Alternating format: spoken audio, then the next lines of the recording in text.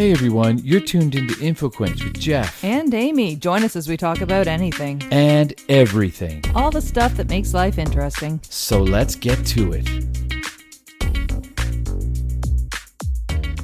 Hey everybody, and welcome to InfoQuench. I'm your host, Jeff. And I'm Amy, and this episode is all about quotes. But before we get into that, Jeff and I are trying to up our sound game. We're almost at 100 episodes. Yep. And we have invested in new equipment. And as we've mentioned, I think on a lot of episodes, we don't edit. We don't. We could, I guess. It would take us a little bit of time to learn that, but we're quite novices, but we are legends at podcasting now. Oh, yeah. When we reach our 100th episode, we will be legends, honey. Legends. Manifesting. We should do some kind of ceremony where we give each other a gift for our 100th anniversary.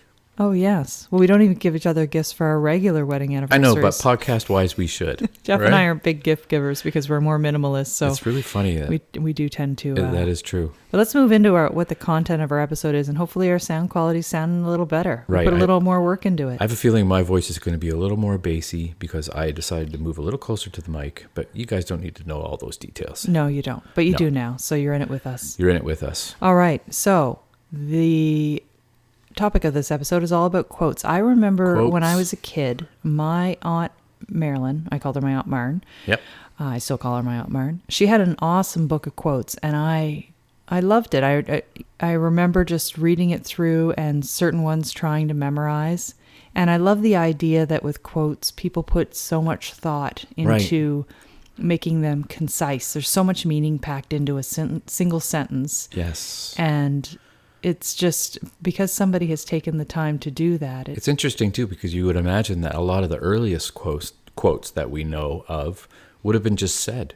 And then someone remembered them because they were so profound and wrote them down. Well, that's what I would think. That's right. And there's a lot of debate over who said what first. So even some of the quotes we're going to go through in this episode, and what we want to do is share quotes that we feel offer wisdom, or quotes that just made us think or continue to make us think, contemplate our lives or how we behave or life's purpose, all of those. As you can imagine, honey, I did copious amounts of research for this podcast. Yes. I Googled the 100 most quoted things. There's actually a website called Quote Investigator, and it looks into who originally said quotes. Oh, neat. And yeah, as mentioned earlier, there's definitely debate on a lot of these quotes. Sometimes they're from taken directly from recorded speeches, like "I have a dream."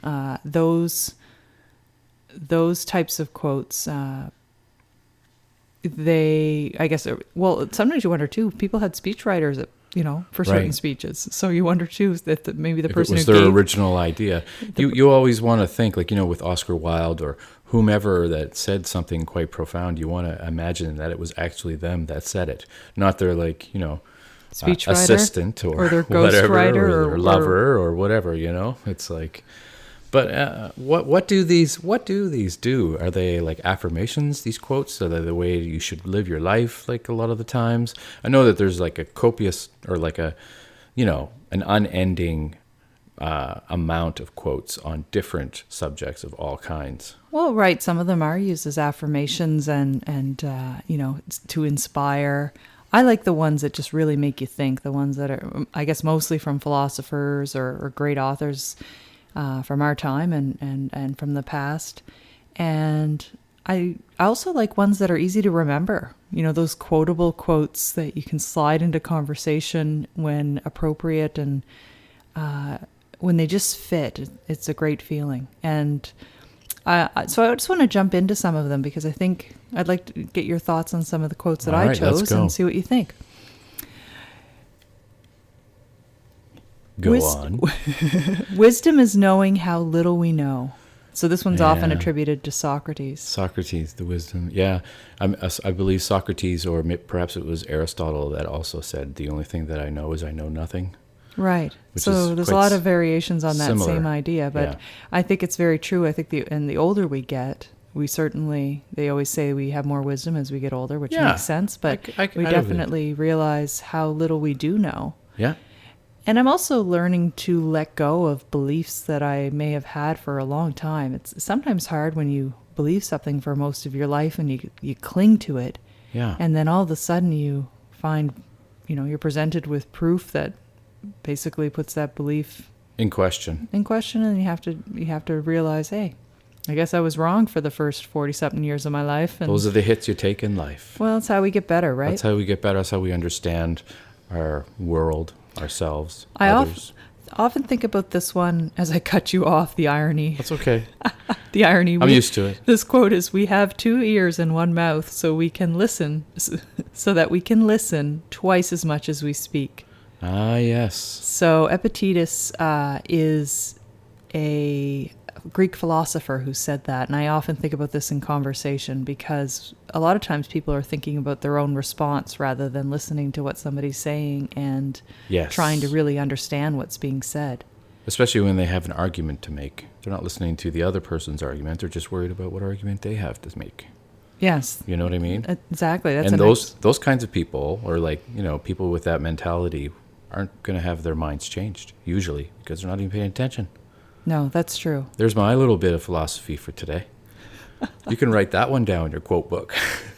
Just joking. It's something that I feel like I need to work on. I really have to make a conscious effort to listen more than I talk. I'm one of those people that likes to dominate conversation. Yeah. And it's just, I don't know if it's just a natural tendency. I just enjoy talking with people. I enjoy podcasting, so Yeah. I enjoy cutting and you you're off. good at it, honey. You're good at it. Thank you. Yes. Oh. I love cutting you off whenever I Yes. possibly can. And Can I bring up one of the quotes that I remember for some reason? Do you have any quotes actually that have been said? Well, there's one such is life. If you say that's a quote. Someone said that, right? Anything you say, really, someone has previously said. it is what it is. It is what it is. But which pieces of philosophy or quoted philosophy do you carry around with you? Is there one or? Oh, yes, absolutely. One strong one for me is the purpose of our lives is to be happy, said by the Dalai Lama. Ah, that's a good one. That's good. The one that I carry around with me, and I have no idea where I picked it up. Somewhere along this crazy journey of my life, it is: if you're going out to defend truth, never wear your best pants. For some reason, I never forgot that. I read that once, probably in a book, and I love it because it has many different possible meanings, I think. Well, how do you interpret it? Well, I think of it as, the truth is sometimes hard to uncover. So be prepared to get your clothes dirty and ripped and stuff, trying to defend it. You know what I mean? Trying to take what's real and right and true in this world is never an easy thing to defend. So you better be ready for a fight. That's the way I take it. So the pants that are soiled are soiled. No one's pooping their pants. Well, you're not wearing your best pants because I assume whatever pants you're wearing are going to be soiled in some sort. And I'm thinking it's a duel, so there's going to be bloodshed in the defense of truth. Here, I thought you imagined somebody pooping their pants, but I don't know. That's what you went to, was soiled? Well, yeah, that is what I went to. No one's pooping their pants. What if it was just actual soil? In this scenario, no one is pooping their pants. Maybe you just rolled down a hill in some soil, and that's how you became soiled. Or poop. Who knows, right? Speaking of poop, it is the first day of spring, and we went for a walk today, and watch out for those dog piles because they've been gathering up for the whole winter. All winter. They're just like, it's only on top of the snow. Right. Or it's buried. It's buried. Here it's hidden no in one the can snow. see it. That's it doesn't right. exist. We host our podcast. Pardon? Pick up after your dog. Yes. So was that a subliminal had to throw message? That in. Yeah, it was. We live didn't get by you though. In Canada, proudly host our podcast from St. John, New Brunswick, and with spring comes the melting of snow, and hence the reference to dog poop. Yes, it's everywhere. Let's talk about another one. Everybody is a genius, but if you judge a fish by its ability to climb a tree, it will live its whole life believing that it is stupid. Did Einstein say that one? He did. Yes, I thought so. I love that one. Yeah, I know. I've read that one quite a few times. Einstein, had some good ideas, I guess. And it's something that E equals MC squared. It's one that I incorporate into my. Go ahead. I'm just doing my own little dialogue below theory yours. Of relativity there. Yeah. Okay. I know all about it. You want me to explain it? No, I won't. Go ahead. All right. Are you sure? Yeah. Sure now. Okay, you're good. Get back to the fish. All right. So no, I often go back to this one in my daily life that, people or myself, I'll berate myself for not being good at any particular task or some certain skill. And we have to realize that we all can't You do be that good in at private, everything. Yes, I do. Just joking. I mutter to myself as I'm walking down the sidewalk about We just watched the special on Mark Maron, and he was talking to himself and talking to his cats and stuff, and how we do it out loud now as we get older. And I loved it. Anyway, he's Yes. funny. He's a funny guy. I'm going to move on to another quote because I feel like that one No, it was a good one. well, yeah, I think but I think we played that one out. Okay, we get talking about Mark Maron and dog poop. Well, honey, it's better to remain silent and be thought a fool than to speak and to remove all doubt. Yes. Oscar Wilde? Well, there's a No. debate on this one. Some people attribute it to Abraham Lincoln, and some people attribute it to Mark Twain. Mark Twain. But there's even other people that are thought to have said it first. So That's a good one. If only people believed that and followed it, most of the time. a lot of times these quotes, though, are shortened, right?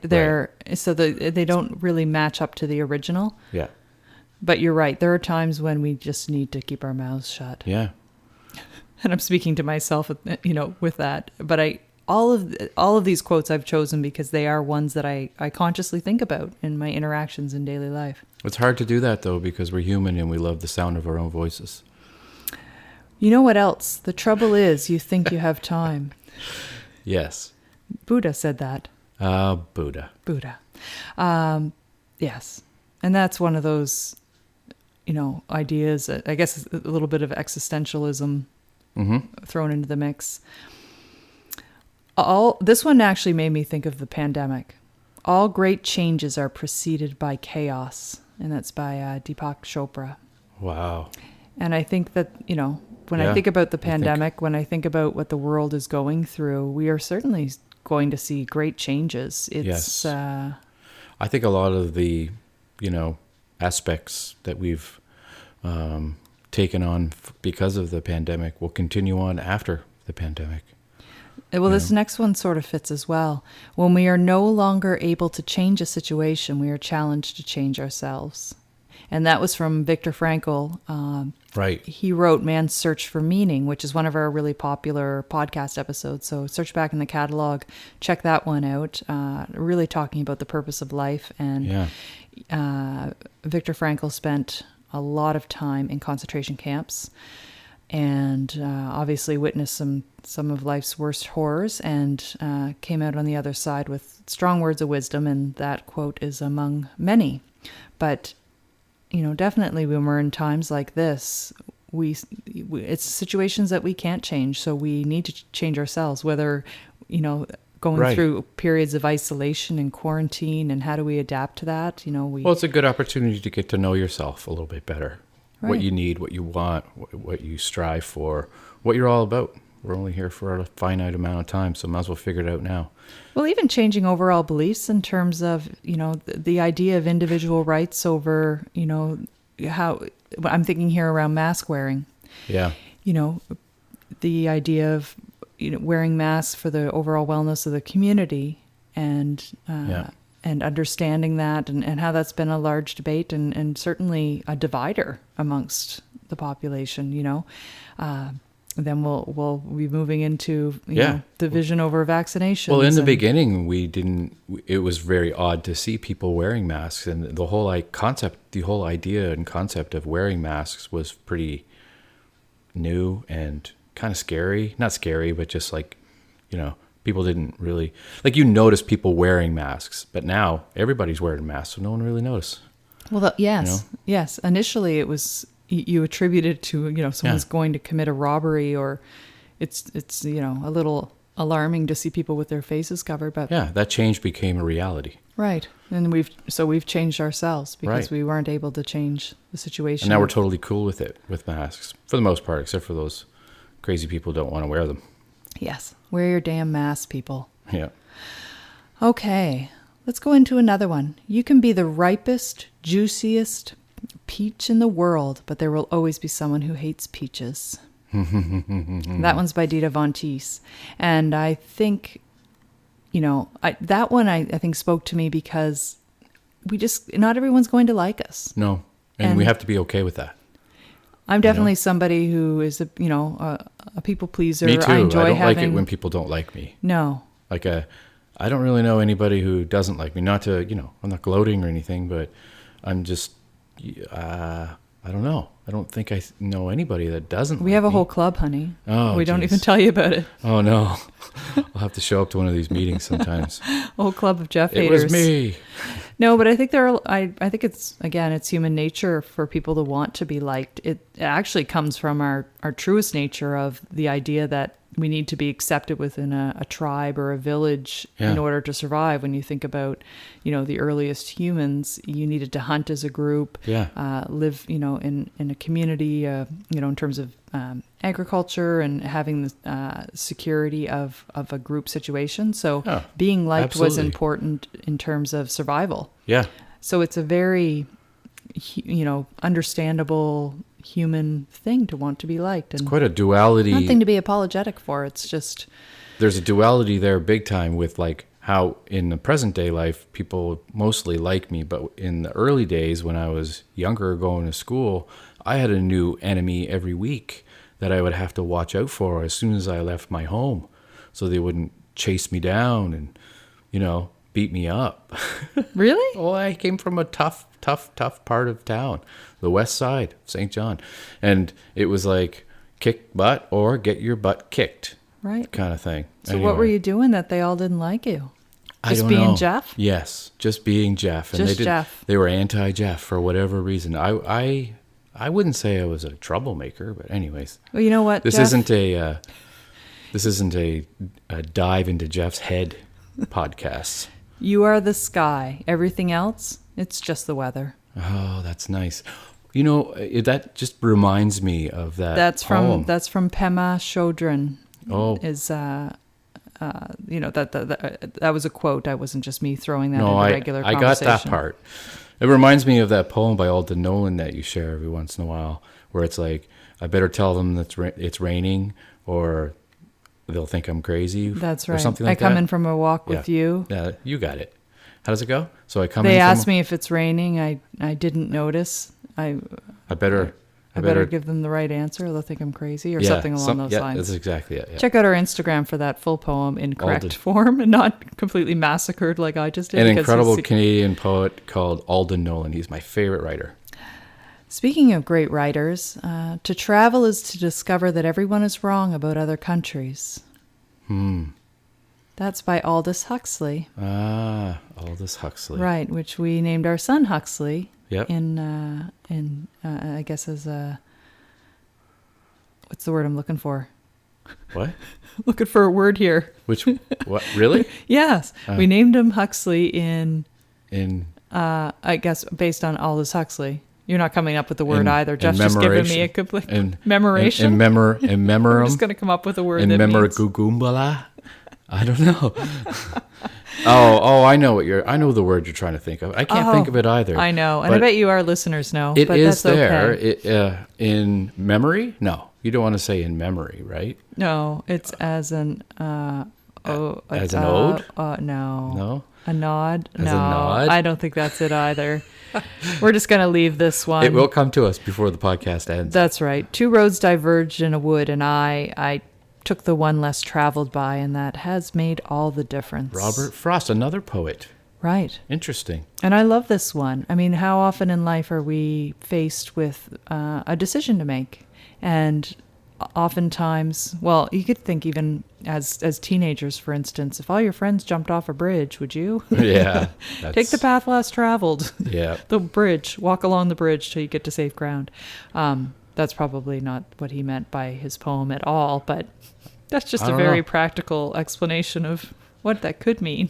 That's the message that Stephen King had in Stand By Me. Take the bridge. No, it was not. Oh, they were on the bridge and they had to jump into the water. Right. Yeah. Well, they took the risk. You got to take the risk in life, baby. Can you remember who you were before the world told you who you should be? No one's ever told me. Charles Bukowski. Oh, Charles Bukowski said that? Yes. Read it again. Can you remember who you were before the world told you who you should be? I see what you mean, yeah. It's kind of going back to what is the origin of Jeff? Mm-hmm. The one that everybody hated. What would you say is the origin of Jeff? I would be curious to hear your answer. Before you became the people pleaser. I didn't know. I didn't know who you were before the world told you who you should be. I think it's almost going back to childhood. The question is, though, what is the world telling me that I should be? I don't know. Probably exactly what I am. The world's telling us that we need to be we need to buy this, to we need others. to buy that. We need to be measured in terms of our opinions and our dialogue. That we need to wear certain things to be appropriate. Well, I do all those things. That's right. But when you were a kid, yeah, those aren't things that crossed our mind. I think kids just wanted to, cause trouble, like kids do, Well, you know what else? He who angers you conquers you. I probably caused trouble too. He who angers you, you can't let yourself get worked up because you decide to become angry. Well, yes, and they say anger is like poison. Somebody can coax you into anger, but you decide. So that was attributed to Elizabeth Kenny, and Elizabeth Kenny was a bush nurse in Australia. Ah, okay. But I do like that one. I'm not one who often gets angry. It's not even a feeling or an emotion that I am well acquainted with. I mean, there are people who walk around with an incredible amount of rage. Everybody gets angry in different ways. Some people throw the toaster. Some people honk their horn in traffic. Some people bottle it in. What do you do? Right. I push it down deep. I push it down deep. deep Blow deep, all deep. the crap. I think I get more irritable. I become irritated rather than angry. Never with me, though. Thank God. I'm just joking. I think it happens all the time. It would have to be something quite significant for something to bring on anger in me. I like to hold that emotion for the really, really hard stuff. Mm-hmm. Had that drink go down? Yeah, it was all right. It's all right. All right. We do not remember days. We remember moments. That is very true. Very true. We can't remember Tuesday, Wednesday, Thursday, Friday, what day it happened. And that's from Cesare Pavese, who's an Italian. Well, I remember good moments and bad moments, but usually the bad moments more than anything else because it's so jarring, usually. Well, I think anything that creates strong emotion becomes memorable. Like movies. I tried to think back. Poems. I often think back to these random moments in childhood, not full days. If I tried to think of an entire day when I was 6, I wouldn't remember it. But I will remember little snapshots, flashbacks, I guess. Mm-hmm. And I try to think about why that particular memory was etched in my mind. Yeah. And try to, and often, think about whether there's a thread or a common thread as to why certain memories are they part of what's shaped our personality, or for some people obviously they've endured trauma and that yeah, it's really interesting that you say that because you always hear these stories of the moment I saw a bird, I knew at that moment that I wanted to bird watch for my entire life. Right. Some people, that happens to people. The first time I laid eyes on a hockey puck, I knew I was going to win the Stanley Cup. That happens to people. So how does that happen to people, right? People are, they're influenced and then they become influenced by that. You know what I mean? Well, but then do you ever have memories and you think, why the heck is that a memory? Yeah. It seems so mundane. Well, for just for the sake of talking rather, what is your earliest We've got memory? all the words tonight. What is your earliest memory? My earliest memory is on a trip to Ontario where I was staying at Aunt and Uncle's. Yeah. And as I was leaving, my aunt, I had used this little plastic cow cup. It was like a sippy cup, but it had the head of it, or the shape of the sippy part was a cow. Interesting. And I loved it. And as I was leaving the morning we left, she gave me the cup. I remember it being white and yellow. That's a really good first memory. I feel like from asking my parents, I was around 4 when that happened. Yeah. I don't know if it was the idea that somebody was so generous. Yeah. I'd had gifts and I have very generous family overall, but I don't know, whatever reason that stuck for me. And from that same trip, I remember being on a merry-go-round. If you ask that question to somebody, though, what is your earliest memory? 9 times out of 10, someone actually has something that they believe to be their earliest memory, which is interesting to me.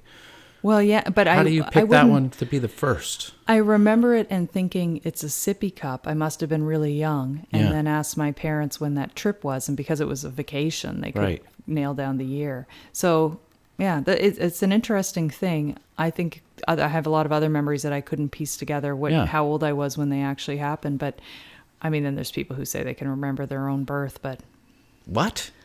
That's impossible. I'm all for New Age ideologies, I guess. Some of them could be, real and, believable.